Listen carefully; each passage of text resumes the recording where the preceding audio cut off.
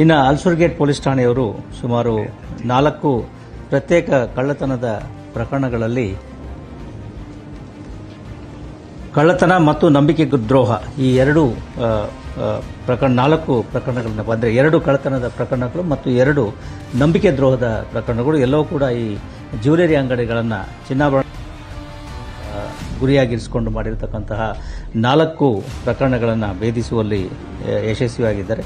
ಪ್ರಮುಖವಾಗಿ ಈ ಅಲ್ಸೂರ್ಗೇಟ್ ಪೊಲೀಸ್ ಠಾಣೆಯಲ್ಲಿ ಬರ್ತಕ್ಕಂಥ ನಗರಪೇಟೆ ಜ್ಯುವೆಲರಿ ಅಂಗಡಿಗಳಲ್ಲಿ ಈ ಚಿನ್ನದ ಗಟ್ಟಿಗಳನ್ನು ಈ ಕುಸರಿ ಕೆಲಸ ಮಾಡ್ತಕ್ಕಂಥವರಿಗೆ ಕೊಟ್ಟು ಅವರಿಂದ ಈ ಚಿನ್ನಾಭರಣಗಳನ್ನು ಮಾಡ್ತಕ್ಕಂಥದ್ದು ಒಂದು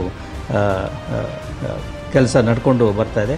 ಅಂತಹ ಸಂದರ್ಭದಲ್ಲಿ 2 ಘಟನೆಗಳಲ್ಲಿ ಈ ಚಿನ್ನದ ಗಟ್ಟಿಗಳನ್ನು ತೆಗೆದುಕೊಂಡು ಹೋಗಿರ್ತಕ್ಕಂತಹ ವ್ಯಕ್ತಿಗಳೇನಿದ್ದಾರೆ ಅವರು ಈ ಚಿನ್ನವನ್ನು ಮಾಡಿಕೊಂಡು ಬರದೇನೆ ವಾಪಸ್ ಕೊಡದೇನೆ ದ್ರೋಹವೆಸಗಿ ಅದನ್ನು ತೆಗೆದುಕೊಂಡು ತಮ್ಮ ರಾಜ್ಯಕ್ಕೆ ವಾಪಸ್ಸು ಹೋಗಿರ್ತಕ್ಕಂಥದ್ದು ಕಂಡುಬಂದಿದೆ. 2 ಘಟನೆಗಳಲ್ಲಿ ವೆಸ್ಟ್ ಬೆಂಗಾಲ್ ಜಿಲ್ಲೆಯ ಬರ್ಧಮಾನ್ ಜಿಲ್ಲೆಯಲ್ಲಿ ಇರ್ತಕ್ಕಂಥ ಇಬ್ಬರನ್ನು ಪೊಲೀಸರು ಈ ಒಂದು ಇದರಲ್ಲಿ ಪತ್ತೆ ಹಚ್ಚಿದ್ದಾರೆ ಮತ್ತು ಅವರನ್ನು ಬಂಧಿಸಿದ್ದಾರೆ. ಮತ್ತು ಆ ರೀತಿ ಅವರೇನು ಚಿನ್ನದ ಗಟ್ಟಿಗಳನ್ನು ತೆಗೆದುಕೊಂಡು ಹೋಗಿದ್ರು ಅವುಗಳನ್ನು ಪೊಲೀಸರು ರಿಕವರಿ ಕೂಡ ಮಾಡಿದ್ದಾರೆ.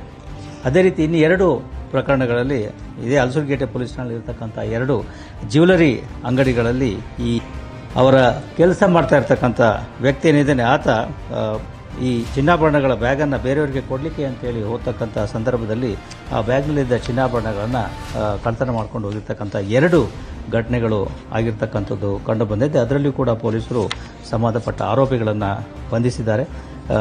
ಇದರಲ್ಲಿಯೂ ಕೂಡ ಏನು ಕಳ್ಳತನ ಆಗಿದ್ದು ಅಥವಾ ಕಳ್ಳತನ ಆಗಿರ್ತಕ್ಕಂತಹ ಚಿನ್ನ ಏನಿತ್ತು ಆಭರಣಗಳೇನಿತ್ತು ಅವುಗಳನ್ನು ಪೊಲೀಸರು ರಿಕವರಿ ಮಾಡಿಕೊಳ್ಳುವಲ್ಲಿಯೂ ಕೂಡ ಯಶಸ್ವಿಯಾಗಿದ್ದಾರೆ. ಇದು ಕೂಡ ಅಲ್ಸೂರ್ಗೇಟ್ ಪೊಲೀಸ್ ಠಾಣೆಯವರು ಅತ್ಯುತ್ತಮ ಕಾರ್ಯಾಚರಣೆಯನ್ನು ನಡೆಸಿ ಈ ರೀತಿ ಸುಮಾರು 4 ಪ್ರತ್ಯೇಕ ಪ್ರಕರಣಗಳಲ್ಲಿ ನಂಬಿಕೆ ದ್ರೋಹ ಮತ್ತು ಮೋಸ ಮತ್ತು ಚಿನ್ನಾಭರಣ ಮತ್ತು ಬೆಳ್ಳಿಯ ವಸ್ತುಗಳನ್ನು ಕಳುವು ಮಾಡಿರ್ತಕ್ಕಂತಹ ಒಟ್ಟು 4 ಆರೋಪಿಗಳನ್ನು ಬಂಧಿಸಿದ್ದಾರೆ.